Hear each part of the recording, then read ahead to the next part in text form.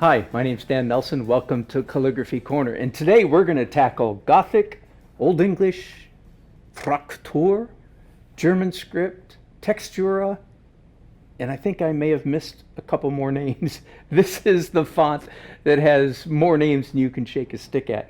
The reason is because this font has such an illustrious history. It started in Europe in about 1150 AD and was the predominant font for hundreds of years, well up into the 17th century, and then in Germany alone, well into the 20th century. That's part of the reason why one of the names is called German script. This is the font that is really bad looking. If you want to influence your friends or scare your enemies, this is the font for you. It features strong vertical strokes with, kind of oddball flourishes, very much like Gothic architecture. Let me get you started with some of the tools and some of the guidelines, literally guidelines, that will help you do Gothic. I'll call it that most of the time, that will help you do Gothic lettering. The first tool is this double pencil. And I know that you have two pencils in your house, and you probably have rubber bands or some tape. This is the tool that you're going to start out with. And again, I emphasize, this is not just for you to watch me doing it. You don't get good at calligraphy by watching me. Do you understand that? You get good at calligraphy by you doing it. And the double pencil is one of the best tools for getting started with many of the calligraphic fonts. The next tool we're going to use is a dip pen. And I'm assuming you're familiar with this, but in case you're not, you buy the wooden handle. They're very inexpensive. And then you buy the nibs, and they're really relatively inexpensive as well. And they stick in there, and you dip it in ink. Now, the point I'm going to be using for Old English font is the Speedball number C1. Now, if you can't remember that, you could walk into any arts and crafts store that sells pen nibs, and you say, I want a pen. It's the flat one. Okay, if you can remember, it's the flat one, which is the most common. And if the person behind the counter understands pens, they'll say, oh, you mean a C nib. And you go, yeah, that's it. And if you want to use the same width I'm using, it's a C1. You could use a larger one, C0, a little smaller, but I wouldn't get too small. It really helps when you're learning any kind of calligraphy to start a little on the large side, and then as you mature, graduate to something smaller. Now, speaking of nibs, let me introduce you, if this is your first calligraphy course, let me introduce you to the concept of nib height. This is the way calligraphers measure the height of their letters. So I'm going to dip it in my little bottle of ink and draw 1, 2, 3, 4, 5 nib widths or nib heights. That is pretty much the appropriate letter height for lowercase Fraktur, German script, Old English, Gothic lettering, Textura, all those names. They all mean the same thing. Okay, I want you to not get confused by that.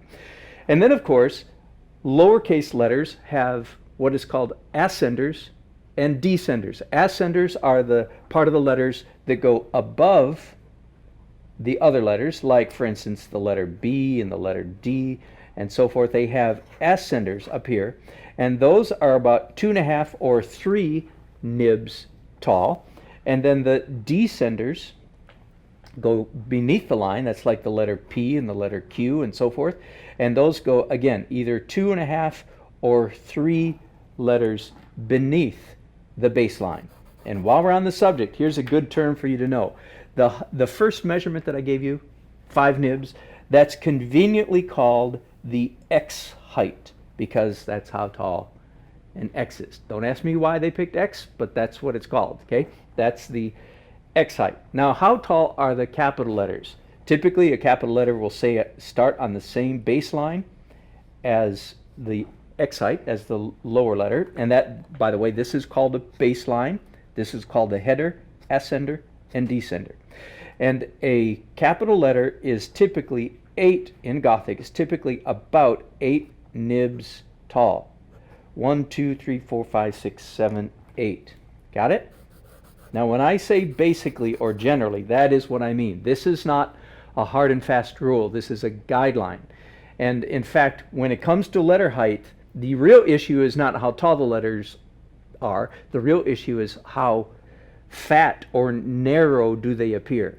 Okay, because the shorter your letter is, the wider, the more boldface it's going to appear. Does that make sense? Now, let me show you, while I've got this notebook paper right here, let me show you a really good trick. Let me get down to a clean piece of paper. There we go. I am going to show you how to make a guide sheet out of regular notebook paper. Now, first of all, if you can go to an office supply store and buy grid paper that has lines going both ways, you'll find that very advantageous, especially for this Gothic script, because the verticals are so important in this script. But I'm going to show you how to make graph paper out of ordinary schoolbook notebook paper. First of all, let's do a capital letter height. 1, 2, 3, 4, 5. Well, there's my height for lowercase. That's my X height. Got it? And you could use a ruler and make these really neat and so forth, but it isn't even that important that it be that neat. Then my capitals are going to be 3 more than that. 1, 2, 3. So there's my capital height. And again, so you see the neatness with which I am not drawing those lines. It's good enough. They're just guidelines. Now, here's the neat trick. If you don't have time to go out and buy graph paper today, you can start calligraphy with your own homemade graph paper. You take one sheet of this, put it right under there, make sure it's square. And I don't know if you can see this on the camera or not, but you know what I'm doing. Now, I can see my guidelines through the top layer of paper, and now this top sheet has created my vertical line. So I, in effect, have a grid paper. Cool trick, huh? Just one more detail, one more trick I want to show you, and that is the concept of pen angle. If this is your first calligraphy lesson, then welcome to the issue of what angle do you hold your pen at? Now, most calligraphy websites and books and instructional videos tell you to hold your pen at a 30 or 35 or 40 or 42 degree angle. And I start slapping my pockets and looking for my protractor. And darn, I forgot to bring it today. Because those numbers really don't mean anything to me. I don't, okay, maybe if you watch enough videos, eventually you'll figure out. Now, a 45, I know what that is. But I use a different system altogether, and I hope that you'll find it convenient and easy to understand. The system is, I draw a square. You draw a square. It doesn't have to be neat.